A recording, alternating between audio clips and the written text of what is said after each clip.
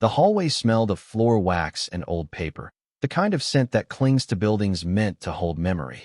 Sergeant First Class Daniel Sargent's hand was already closing around the edge of the photograph before anyone understood what he meant to do. One violent pull, and the image of Staff Sergeant A. Thompson, mud-streaked, exhausted, eyes burning with something like defiance, tore straight down the middle. Behind him, a line of young soldiers froze mid-step, and General Marcus Reyes, for stars heavy on his shoulders, turned just in time to see paper rip like skin. Before I tell you what happened next, tell me in the comments where you're watching from. I love knowing who's listening. Sergeant hadn't slept in 3 days. That was the truth nobody in that hallway knew yet.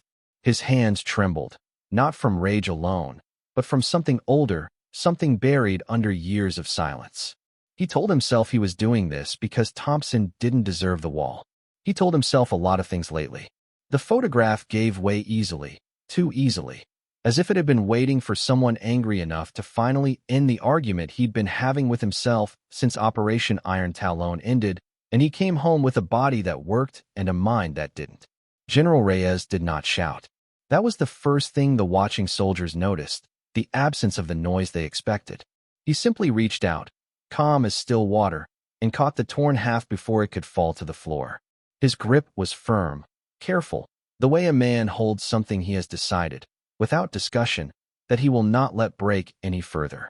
"Sergeant," Reyes said, and his voice was quiet enough that the hallway itself seemed to lean in to hear it. "Explain." Sergeant's jaw tightened. The fluorescent lights above hummed, indifferent, while dust drifted lazily through a shaft of window light between them, suspended like the moment itself. Somewhere down the corridor, a soldier shifted her weight, and the sound of her boot against tile cracked through the silence like a verdict. "She wasn't there," Sergeant said. His voice cracked on the last word. "Iron Talon. I was there. I watched men die in that valley, and she gets a plaque and a photo because someone decided her story sounded better." The words hung in the air, ugly and raw, and for a moment the entire hallway seemed to hold its breath, unsure whether to condemn him or ache for him. That was the moral weight of it, because grief does strange things to good men, and rage is so often just sorrow wearing a uniform.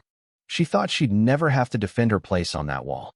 She was wrong, except Thompson wasn't even there to defend it. She was 3 states away, unaware her photograph was being torn from a wall built to honor her. General Reyes studied Sergeant for a long moment, and something shifted behind his eyes, not anger, but recognition. He had seen this before. Not this exact wound, but its shape. He had buried men who looked exactly like Sergeant looked now. Hollow, furious, drowning quietly in plain sight. "You were there," Reyes said finally. "I read your file before I ever set foot in this building. I know what that valley took from you." He paused, letting the words settle. But grief doesn't get to decide who else deserves to be forgotten. Sergeant's hands, still gripping the torn photograph, began to shake harder. The young soldiers behind him said nothing, but their silence had changed. It was no longer confusion. It was witness. Then Reyes did something none of them expected.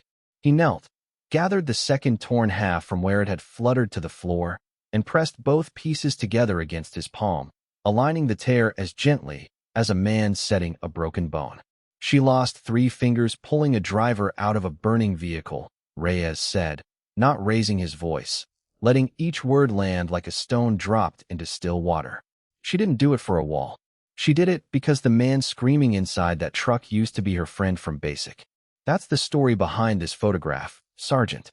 Not a story that competes with yours. One that stands beside it." The hallway had gone utterly still. Even the hum of the lights seemed to fade beneath the weight of what was being said. Somewhere in the back of the crowd, someone exhaled, barely audible, but enough to break the tension like a thread snapping. Reyes rose to his feet, produced a small roll of tape from his jacket pocket, the kind carried by men who have learned, through decades of service, that broken things sometimes need mending on the spot, not later, and began, with slow and deliberate hands, to press the torn photograph back into place. Piece by piece, line by line, the crowd watched a 4-star general kneel before a wall to repair what one broken man had destroyed, and something in that image cracked something open in every witness present. When it was done, imperfect but whole, Reyes turned back to Sergeant, whose eyes were wet now, unguarded for the first time in years. Your name belongs on a wall, too. Someday, Reyes said quietly. Not because you tore hers down, but because of what you carried before you did. Because kindness doesn't vanish. It waits, and it finds its way back, even in the hands of a man trying to hold two broken pieces of the past together.